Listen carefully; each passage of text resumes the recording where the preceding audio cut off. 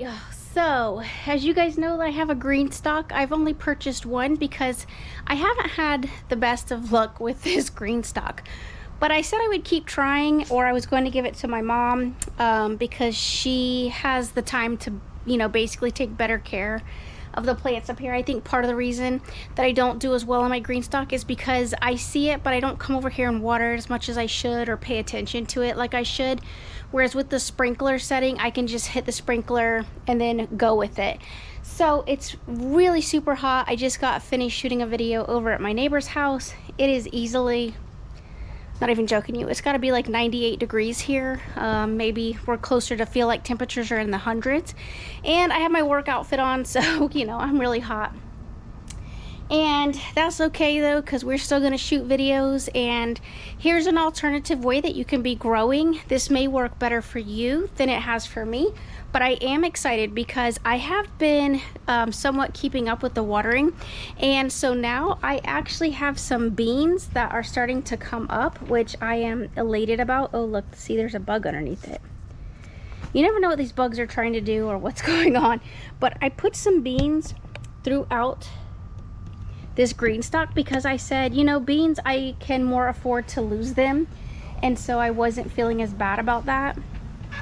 And this is some Mexican tarragon, which you can see looks pretty rough. I need to come in and trim it up. And then I have some, these are like some hot peppers that I put in there just to see if they would grow. So I am going to be more focused on vertical growing. I know that I have a new subscriber out there that is, she's a vegan chef. That is what is in her description. And so she's in Winter Haven, Florida. So shout out to you. Thank you for joining my group here. Thank you for being a part of what we do in Growing Zone 9B, because you're growing Zone 9B as well. And so I'm super excited that you've joined us. And she tells me that she does vertical growing, so I just wanted to share with her that I am attempting it as well. I've had this GreenStalk for quite some time, and I've just not been as successful as I would like to be. But this year is the year that that's going to change. As you can see, I'm getting some green beans, and you know what? It's the little things sometimes. It doesn't have to be these abundant, super growing vegetables. Sometimes it's just a matter of getting something to grow instead of having just nothing but dirt. So I am looking forward to seeing how this continues to grow, and I will keep you guys posted. So maybe we'll be buying some more GreenStalks in the future, but right now I think we're just going to leave it at this one. I'm going to give it a go again, and we'll see what happens as we continue to move forward with our growing practices, because in the summer here, like I said, it's already like in the high 90s. It's like 98 degrees, and that feel like temperature is insane right now. You literally just want to walk out there and melt. Our grass is getting super brown. It doesn't matter how much we water it. We just can't keep enough water on it, and we just can't keep it as healthy as we would like, because here, like I said, the temperatures are just absolutely excruciatingly warm. I can tell you that the passion fruit is still hanging in there and doing very well though. So as you can see, we still have fruit. I'm waiting for that fruit to drop, and so that way we can show what that harvest in abundance will look like. You can see that they're everywhere, and this is just a beautiful plant that, oh look y'all, a ladybug. Hi ladybug, welcome to the garden. Oh, that's so exciting. I love me some ladybugs. You know why? Because they eat aphids, and aphids are nasty little things. Which, speaking of aphids, out there in one of my U-shaped beds, I have more aphids that have shown up on the bean pods. So what a mess. Like, that's what I'm saying. In Florida, you're constantly battling something. You're either battling the heat, you're battling the bugs, you're battling, I mean, who knows what anymore. Like, it's just insanity. But you know what? You got to keep doing it. You got to keep trying. Keep at it. So if nothing else, I am here to just encourage you to keep up the love for growing. We will get there. It's gonna be okay. We have to have this piece of our sustainability and knowing where our food comes from, and that responsibility really starts with us, and we need to back away from being so dependent on our food system. Because listen to me, y'all, remember, placing your trust and dependability in a system that was willing to kill all the buffalo when the Indians needed it to survive, what do you think that they would do to you? Remember, Bill Gates is buying up so much farmland, and I think that's just something that we need to just be in the forefront of our mind, is what is this really, what is really going on here, what is happening with our food system, and we need to take back some of that control. And like I said at the front of this video, get with your neighbors, get with the people that you know are also growing, share that love, share that understanding of growing, and just keep moving forward. And think about it, if my neighbor over here across the street from me is growing, and then I get other people to start growing, we could have a whole community of growers. And then maybe I can grow tomatoes really well, which y'all know that I can. So maybe I'm growing those tomatoes just wonderfully, and maybe she's growing a orchard of peaches. And think about it, throughout the year we can just begin to share the love between each other, and then expand that love with the others in our neighborhood, because you never know when we might need to be doing that and doing a lot of bartering. I also want to take you guys in real quick, and I want to show you the eggs that were dropped off. They are some beautiful colors. Thank you to my egg person. I call her the egg lady, and you know what? I am jealous that I am not the egg lady. Her name is Heather, and I'm going to bring you guys inside and show you what that beautiful abundance and love looks like from her, because you know what? Like me, living in a subdivision, I don't have the opportunity to have chickens and to be able to grow this stuff myself. So I want to come take you guys in and show you what that looks like. All right, friends, it is so hot outside, guys. It's just a scorcher today. Man, we're really coming into those really hot times of the year that literally I just personally want to stay inside. I really don't want to be outside. It just takes, the heat is so bad, it just literally almost takes your breath away. It's just stagnantly hot. And especially with that humidity coming up off the lake, it's like being in a swamp. Oh, here comes Miss Luna. Hello, Miss Luna. A lot of people have been asking about her. They actually want me to do a video on Miss Luna, and I can hear Miss Tiffany coming too. Miss Tiff, are you coming? There's Miss Tiffany. Tiffany, what a sweet angel. She is the sweetest dog I have in this house right now. She is amazing. Love that dog. So all right, so I brought you guys in to not make this a super long video, but I wanted to show you the blessing that Miss Heather has brought to me. So thank you, Heather, my chicken lady. Look at those beautiful eggs. What an abundance. What a blessing. So I am so grateful. Here are some extra eggs that we have. I've actually been utilizing these eggs. So in case you guys don't know, is actually natural chicken eggs do not have to be put into the refrigerator. I knew that, but I don't know if a lot of people knew that. I actually didn't know that for quite some time because I just haven't been able to have chickens. So it's not something that I've actually kind of invested a lot of time in.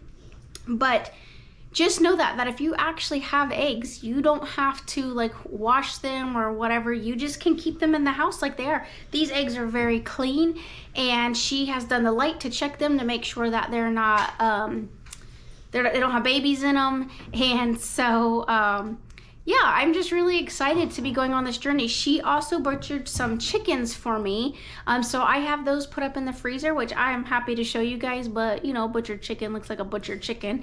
It is a whole chicken. Now those chickens are not as large as you would normally see with a chicken, but they are still delicious. It is probably the best chicken broth I have ever made is with those chickens. They're not really a meat bird because they are the egg laying birds, which you can eat. And so they are super delicious, I have to tell you guys, and they make great soup. So to me, when I'm not feeling well, which I had a friend that come over and I wanted to make some chicken and dumplings. And so I decided that I would use that chicken, and it turned out to be the best chicken and dumplings that we have had in a long time.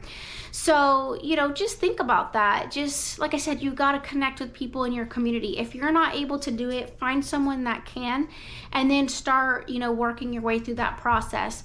I am going to be walking you guys through in the future on sprouts. I have been sprouting for several years now, maybe like 3 years ago. I gave my family for the winter holidays. For Christmas, we celebrate Christmas. So for Christmas for us, I gave them a sprouting kit, and I gave my sister-in-law's parents sprouting kits and family. All right, so as always, this GoPro, I'm telling you, it really just, I don't know. I gotta figure something else out. So the GoPro shut off on me.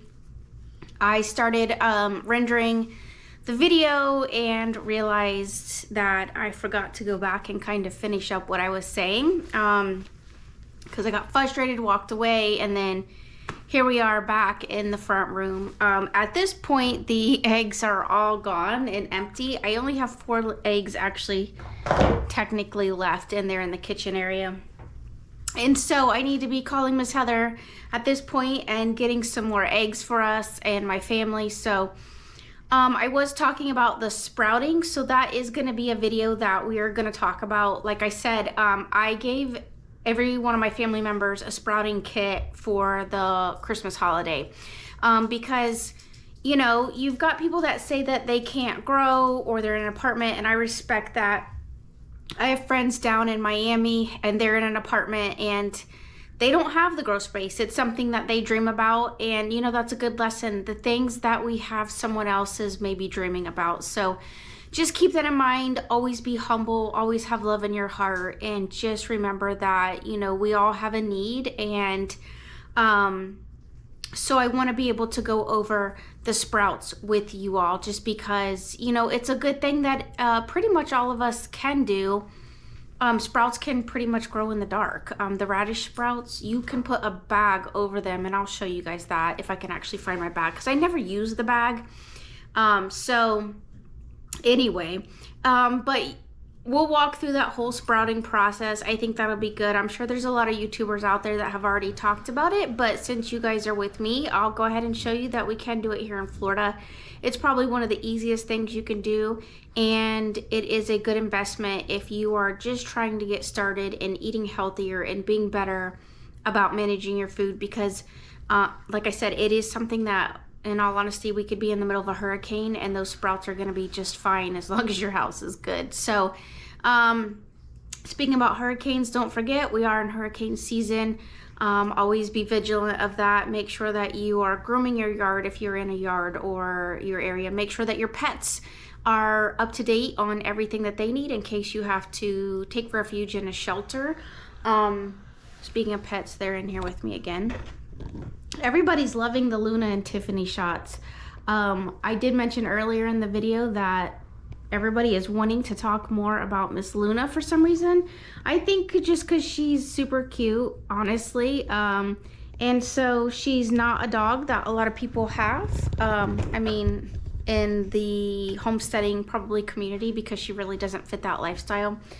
Miss Tiffany, she might be another, that might be another situation there, because I know quite a few people that are able to have pit bulls. So we love Miss Tiffany. She's amazing. She is actually one of my sweetest dogs. Miss Luna is quite destructive. She's a mess. So we will definitely get into talking about her. They are all rescue dogs. I did not buy any of them as far as going out and purchasing them from a breeder. They are all from either our pound, or, which I still call the pound, that should tell you how old I am, the animal shelter. Luna was actually provided to us, and I'll get into that story later. But all right, guys, I could talk forever. I don't want to keep you guys. So we'll talk about sprouting, we'll talk about Luna, we'll talk about Tiffany, we'll talk about all of it. So all right, everyone, as always, love one another, be kind, and I will see you guys in the next video. Don't forget to be networking with people that are in your community that may be able to help you, or you know, get some eggs or something like that. Just network, find those locations, find people, start talking, you know, be safe. Always be safe about it, because the world is crazy. Trust me, I'm a mental health therapist. I can tell you people are crazy. But, you know, do everything with safety, and just get out there, try to get growing if you've got a little piece of property, or if you know somebody that is willing to, you know, work with you. So, all right, guys, until next time, be good.